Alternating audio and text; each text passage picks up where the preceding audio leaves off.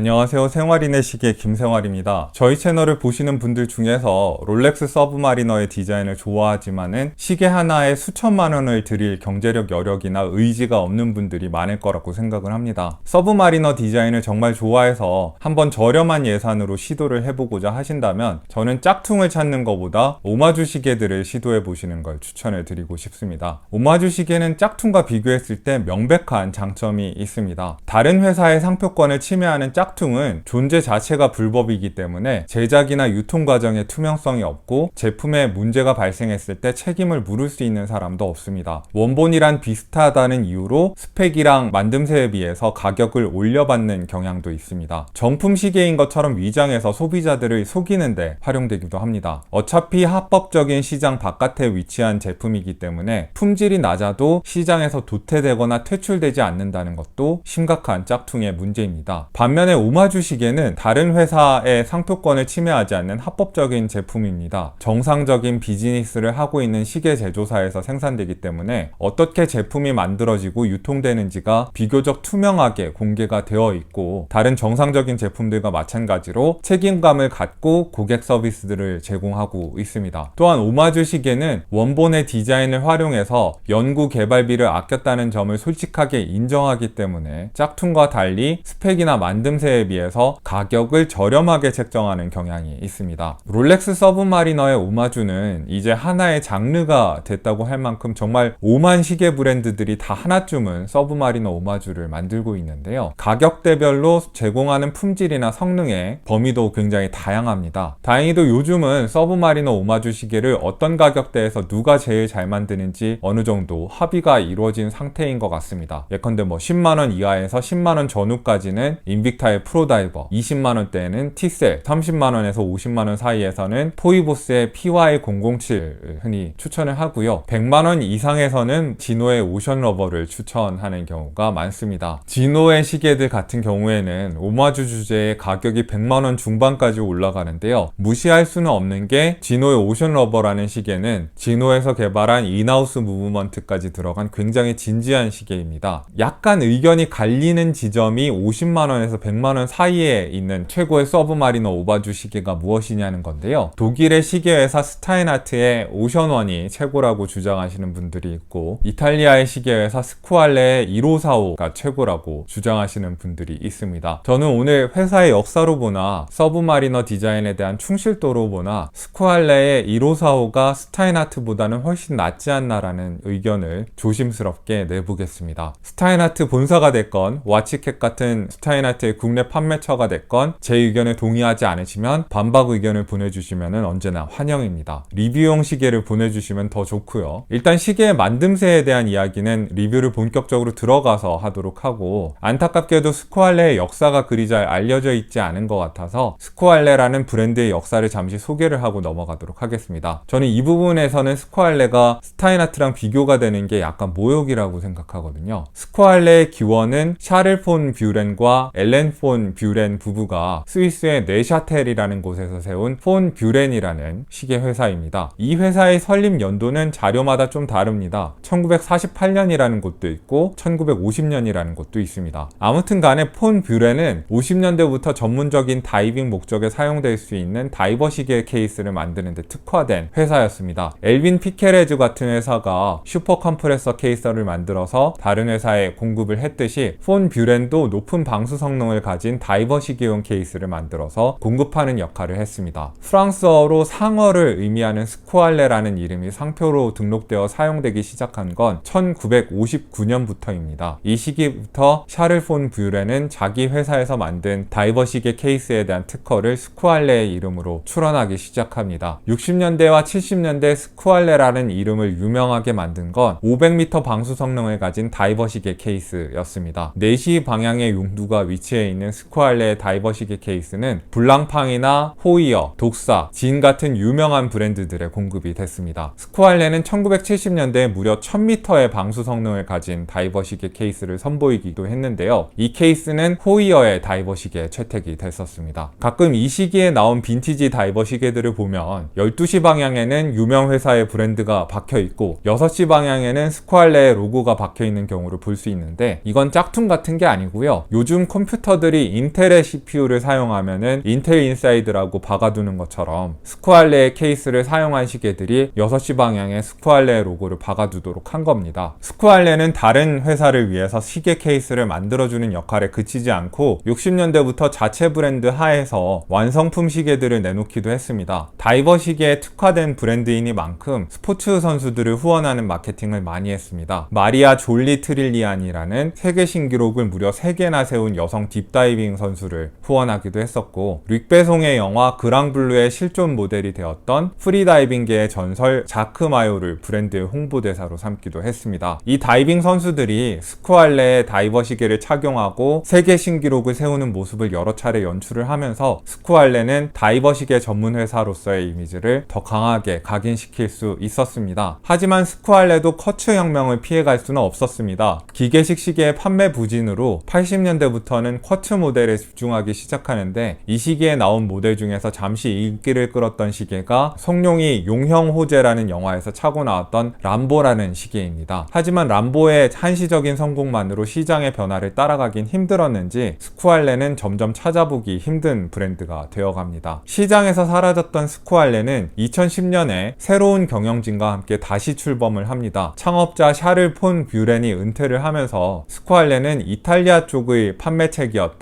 마지 가문에 인수가 되었는데요. 이 새 경영진이 브랜드를 재정비를 해서 과거의 다이버 명가로서의 위상을 회복하기 위해서 노력을 하고 있습니다. 하지만 아무리 왕년의 다이버 명가였다 하더라도 인지도가 거의 사라지다시피 한 브랜드가 처음부터 높은 가격에 독자적인 디자인의 시계만을 내놓는 건 리스크가 크잖아요. 그래서 스쿠알레도 다른 다이버 시계 전문 마이크로 브랜드들처럼 서브마리너 오마주 시계로 이름을 알리기로 결정을 한 것 같습니다. 스펙 대비 비교적 저렴한 가격에 보편적인 디자인의 시계를 내놓아서 사람들에게 평판을 좀 더 쌓은 다음에 독자적인 디자인의 시계들을 같이 팔겠다는 전략인데요. 그래서 스쿠알레의 1545 모델은 이 브랜드의 캐시카우이면서 동시에 더 주력 시계들로 시계 팬들을 유혹하는 미끼 역할도 하는 시계라고 할 수 있습니다. 오마주 시계를 별로 좋아하지 않고 스쿠알레의 아이덴티티를 보다 가까이 느끼고 싶은 분들이라면은 1545보다는 1521이라는 인기 시리즈를 추천을 드리고 싶습니다. 물론 거기서부터는 더 이상 아주 저렴한 시계는 아닙니다. 오마주 시계라고 해서 이 1545에서 스쿠알레의 탄탄한 내공이 어디 가는 건 아니고, 이 시계에도 회사의 역사적 아이덴티티나 개성이 꽤 숨어 있어서 찾아내는 재미가 있습니다. 오늘 시계는 스쿠알레의 국내 공식 수입처인 와루아치즈 측에서 대여를 해주셨습니다. 리뷰가 끝나면은 이 시계들은 다시 한국으로 돌아갈 겁니다. 그러면 테이블로 자리를 옮겨가지고 시계를 본격적으로 살펴보도록 하겠습니다.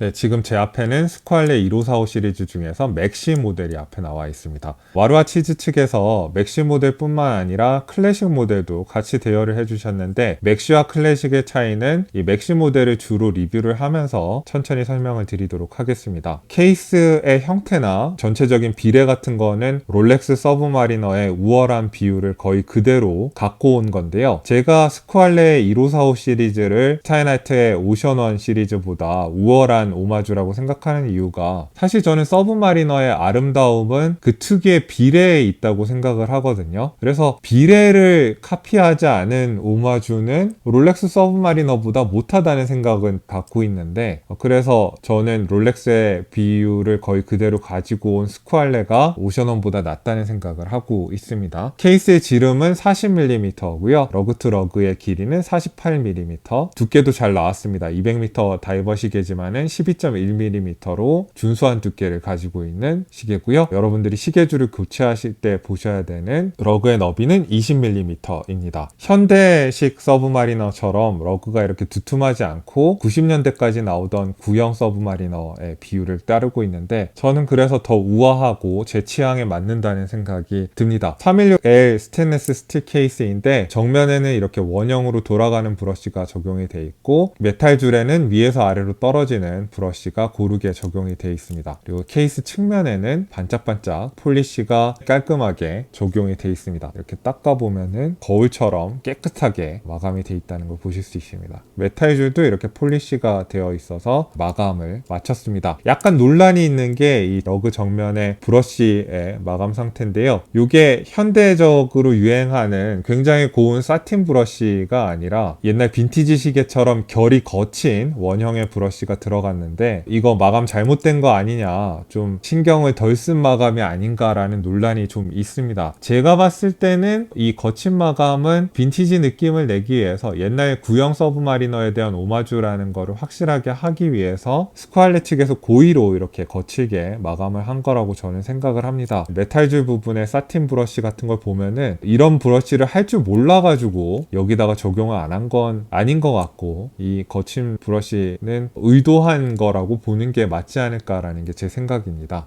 베젤보다 약간 높은 위치에 평평한 사파이어 크리스탈이 적용이 되어 있고 무반사 코팅이 잘 되어 있어서 다이얼의 해상도가 굉장히 높게 잘 보입니다. 약간 파란기가 도는 틴트가 들어간 빛의 각도에 따라서 파란기가 약간 돌고요. 3시 방향에 날짜창을 확대해주는 매그니파이어 돋보기가 들어가 있습니다. 베젤의 재질은 알루미늄 인서트가 들어간 굉장히 진한 검은색의 베젤인데, 요거는 마음에 안 드시면은 요즘 뭐 현대 서브마린은 다 세라믹 베젤을 채택을 하고 있으니까 설치 비용까지 포함해서 8만원 정도를 더 주시면 세라믹 베젤로 교체가 가능합니다. 와루아 치즈에서 자체 제작한 세라믹 베젤이 있는데 이렇게 검은색의 유광 세라믹 베젤이 있고 초록색의 유광 세라믹 베젤이 있는데, 노생활님은 이 녹색이 굉장히 마음에 든다는 얘기를 저한테 해주셨어요. 광택은 굉장히 고급스럽습니다. 일반적으로 중저가 시기의 세라믹 베젤이 좀 촌스러운 번쩍번쩍거리는 광택을 가진 경우가 있는데, 와루아 치즈에서 제작한 세라믹 베젤은 투명하다고까지 느껴질 정도로 고급스러운 광택이 나는 세라믹 베젤입니다. 나중에 스크래치가 나지 않는 세라믹 베젤을 하고 싶으시다면 8만원은 저는 투자할 만한 가치가 있다고 생각이 드네요. 다이얼 안쪽은 60년대 중후반부터 80년대 중반까지 생산되던 롤렉스 서브마리너의 매트한 회색 다이얼을 오마주를 한 걸 보실 수 있는데요. 보시면은 검정처럼 보이지만은 또 자세히 보면은 회색처럼 보이기도 하는 그런 매트한 다이얼에 약간 노란기가 도는 인덱스가 프린트가 되어 있는 거를 보실 수 있습니다. 클래식은 조금 더 현대적인 서브마리너를 흉내를 낸 겁니다. 80년대 중반부터 현재까지 생산되고 있는 유광 검정 다이얼에다가 번쩍거리는 크롬 테두리가 적용이 된 인덱스가 부착이 된 형태의 마감인데, 확실히 럭셔리한 느낌은 이 왼쪽에 클래식이 더 많이 나는 것 같고, 스포티하고 실용적인 빈티지 서브마리너의 느낌을 좋아하신다면 맥시가 더 좋은 선택일 수도 있겠다는 생각이 듭니다. 어느 쪽이 우월하다기보다는 취향에 따라서 결정을 하시면 될 것 같습니다. 가격도 똑같으니까요. 다이얼 안쪽에 12시 방향의 스쿠알레 로고가 적용이 되어 있고, 스쿠알레 로고의 윗부분을 보시면 왕관 모양에다가 본이라고 창업자인 폰 뷰렌 가문의 로고가 들어가 있죠. 1950년대부터 꾸준히 이어져 온 다이버 명가의 전통을 이탈리아로 소유권이 넘어갔지만은 유지하겠다는 의지가 담겨있는 로고라고 할 수 있고, 6시 방향에 구부러진 상어 모양의 스쿠알레 로고가 다시 들어가고 이제 200m 방수랑 1545라는 모델 번호가 들어간 걸 보실 수 있는데, 브랜드 로고가 2번 적힌 거 가지고 엄청나게 비판을 많이 받는 것 같아요. 이거는 망한 디자인이다.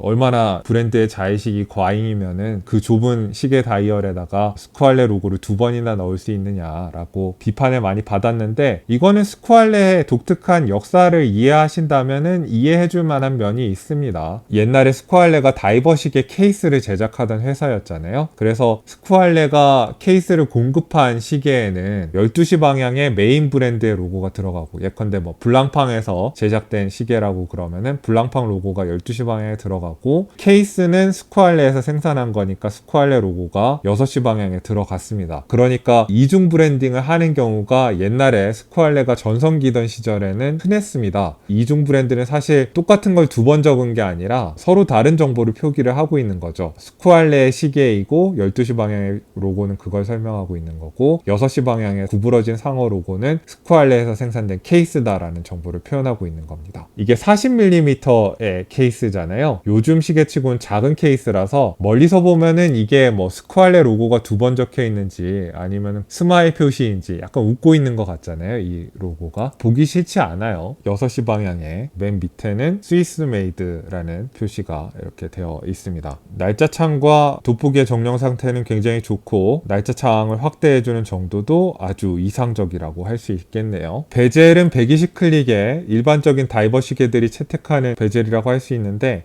120클릭에 백플레이가 거의 없는 만듦새가 탄탄한 베젤이라고 할 수 있을 것 같아요. 어떤 리뷰어는 스쿠알레의 베젤이 롤렉스 서브마리너의 베젤 느낌에 가장 근접한 베젤이라고 얘기를 하던데 저는 의견이 다른 게 왜 베젤이 좀 너무 얇고 코인 엣지가 부드럽긴 한데 부드러운 만큼 이렇게 잡을 때가 그렇게 마땅하게 있지 않아서 옆으로 자꾸 돌리기는 편한데 12시와 6시 방향에 손을 얹고 돌리는 분들은 좀 돌리기가 불편하다는 생각을 하실 것 같아요. 이 베젤이 얇고 그래가지고 전반적으로 준수한 베젤이라는 얘기는 할 수 있을 것 같습니다. 이 시계가 채택하고 있는 무브먼트는 에타 2824-2 무브먼트고요. 입문용 스위스 시계에 흔하게 쓰이던 에타 무브먼트였는데 요즘은 스와치 그룹 바깥에 있는 회사들한테 에타가 공급 중단을 선언하면서 셀리타 SW200으로 많이 갈아타는 분위기잖아요. 그런데 스쿠알레는 사이즈가 작은 회사여서 견제를 많이 받지 않는 건지 에타 무브먼트를 수급받는데 문제가 없나 봐요. 2824-2를 계속해서 공급을 받고 있나 봅니다. 에타 2824-2는 28,800회 1시간에 진동하는 고진동 무브먼트고요. 1초에 8번 움직이는 이 부드러운 초침의 움직임으로 표현이 됩니다. 파워 리저브는 38시간에서 40시간 정도를 예상하시면 되고요. 하루 평균 오차는 플러스 마이너스 12초, 최대 오차는 플러스 마이너스 20초 정도를 예상하시면 됩니다. 이 시계는 제가 측정해 보니까 하루에 7.3초 정도 빨라지는 걸로 나타났습니다. 그 정도면 준수하죠. 그러나 에타 2824-2는 제 경험상 정확도가 안 나오는 경우도 종종 있었습니다. 10초 넘어가는 시계들도 종종 나와요. 복불복이니까 그동안 착하게 사셨기를 기원을 드립니다. 여러분들이 착하게 사셨으면 오차 범위가 적은 시계를 받으실 거예요. 용두는 이것도 저는 굉장히 마음에 드는데 크라운 가드에서 이렇게 볼록 올라온 이 용두의 크기는 전체적인 시계 크기에 비해서 좀 크고 투박한 편이라고 해야 되겠는데 저는 손이 크니까 이렇게 용두 큰 시계를 좋아합니다. 실제 서브마리너보다 용두 크기를 더 크게 해놓은 거 저는 이런 거 완전 마음에 듭니다. 그런데 전체적으로 비례가 좋은 시계라고 제가 말씀을 드렸는데 용두에서 비례가 살짝 깨지는 게 아닌가 라고 생각하시는 분도 있을 것 같아요. 그러나 저는 불만 없습니다. 완전 좋습니다. 전에 글라이신의 다이버 시계와 에어맨 시리즈를 리뷰를 하면서 글라이신의 용두 풀림 잠금 이런 게 굉장히 부드럽다고 말씀드렸는데 스쿠알레도 다이버 케이스를 오랫동안 만든 회사여서 그런지 용두나사의 잠금이나 풀림은 굉장히 부드럽습니다. 이렇게 푼 다음에 제로 포지션에서 위방향으로 돌리면 수동 감기가 되고요. 용두를 반쯤 뽑으면은 이렇게 부드럽게 날짜창이 클릭이 있으면서 이렇게 회전을 하고요. 용두를 완전히 뽑으면은 초침이 멈추죠. 해킹이 되는 무브먼트고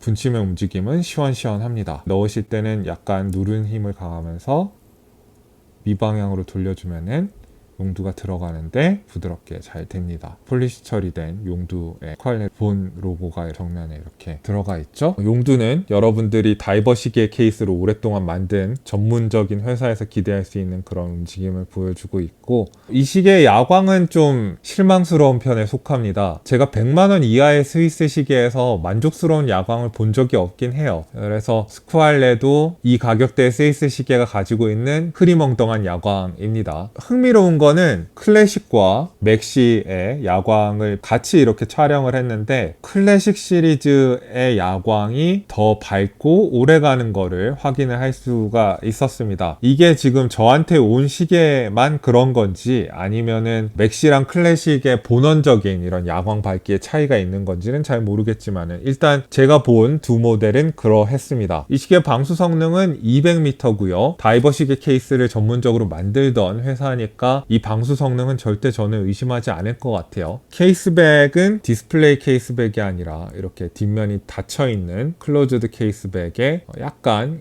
각이 진 스크루다운 케이스백인데 납작하기 때문에 착용감이 좋습니다. 가장자리는 원형의 브러쉬가 들어가 있고 가운데에는 반딱반딱한 폴리시 처리가 되어 있고 거기에 스펙과 시계 관련 정보들이 들어가 있고 여기에는 구부러진 상어 로고가 다시 한번 들어갔습니다. 미학적으로 뛰어나다거나 뭐 그런 케이스백은 아니지만은 제 기능을 다하고 있는 괜찮은 케이스백이라고 저는 생각을 합니다.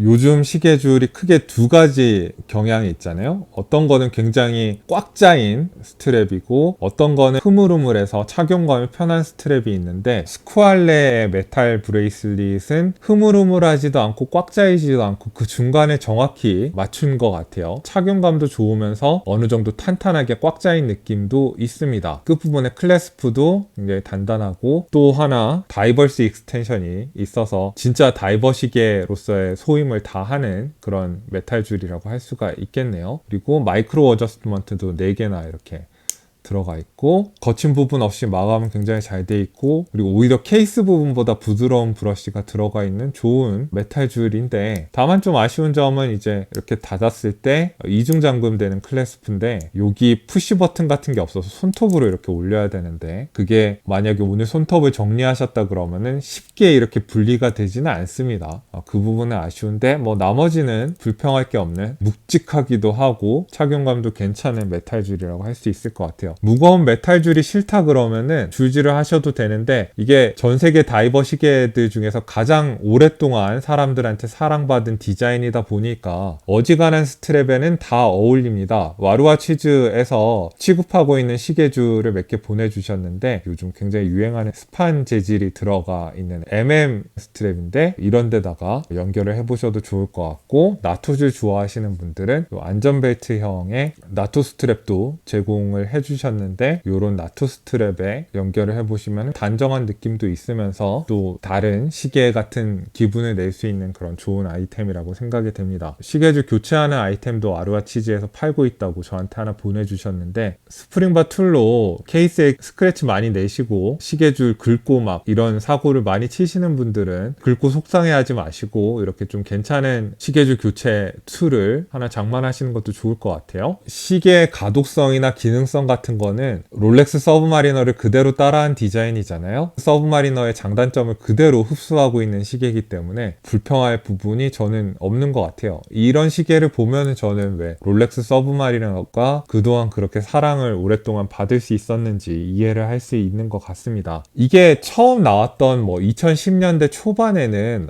가성비가 엄청나게 뛰어난 시계였을 거예요. 그 당시에 70만원 정도의 가격에 에타 2824 무브먼트를 채택한 다이버 시계가 제공이 된다? 그것도 만듦새도 이렇게 튼튼한 다이버 시계 전문 회사에서 나온다 그러면은 처음에는 각광을 받았었는데 요즘은 사실 뭐 망한 스위스 시계 회사들도 많고 스와치 그룹의 시계들도 종종 그레이 마켓에 싸게 풀릴 때가 많으니까 그런 거 감안하면은 옛날만큼 막 이 가격대에서 가성비 왕이다 뭐 이렇게까지 얘기하기는 좀 힘들어진 게 사실입니다. 그럼에도 불구하고 저는 스위스 메이드 시계 치고는 가성비가 굉장히 좋은 시계들 중에 하나라고, 그러니까 최고는 아니어도 그 중에 하나라고는 얘기할 수 있는 시계인 것 같아요. 서브마리너 디자인을 좋아하시고 마이크로 브랜드의 약간 성능이 의심스러운 만듦새나 그런 마감이 의심스러운 시계 말고 좀 돈을 더 들이더라도 안정적인 품질을 가진 시계를 갖고 싶은 분들이라면 스쿠알레의 1545가 괜찮은 대안이 될 수 있을 것 같아요. 그러면은 제가 마지막으로 이 시계의 착용샷을 보여드리고 야외 착용샷도 보내드리고 방송을 마치도록 하겠습니다.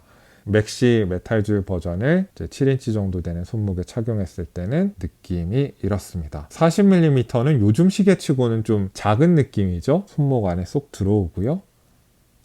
착용감은 무게중심이 굉장히 낮다는 느낌이 들어요. 착 붙는 느낌이고 편합니다.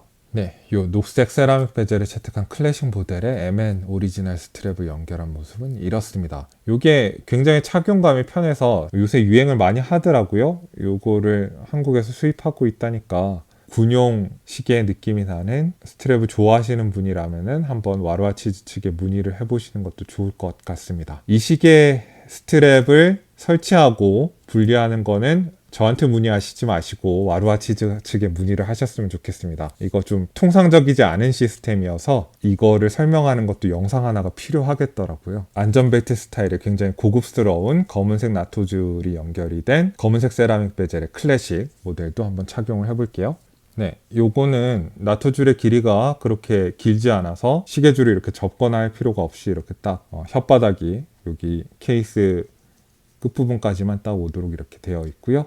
까만색 다이버 시계에 약간 광택이 있는 것 같은 안전벨트 스타일의 나토 스트랩을 하니까 시계가 뭔가 단정해 보이고 착 가라앉은 느낌이 드네요. 착용감은 가벼워졌고 부드럽고 좋습니다. 그러나 제 취향에는 서브마리너 디자인은 왠지 메탈줄이 맞는 것 같다는 생각이 드네요. 이게 제일 예쁘긴 한데 여름에 메탈줄이 너무 무겁고 덥다 싶으면은 이런 나토줄이나 MN 오리지널 스트랩 착용감이 좋은 스트랩이라고 할 수 있을 것 같습니다. 그러면 마지막으로 야외 착용샷을 한 번 더 보내드리고 오늘 리뷰를 마치도록 할게요.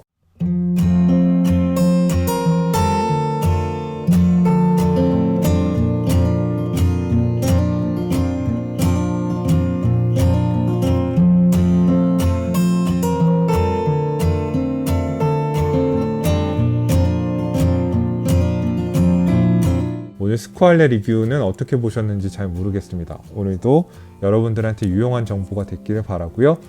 이상 생활인의 시계였습니다.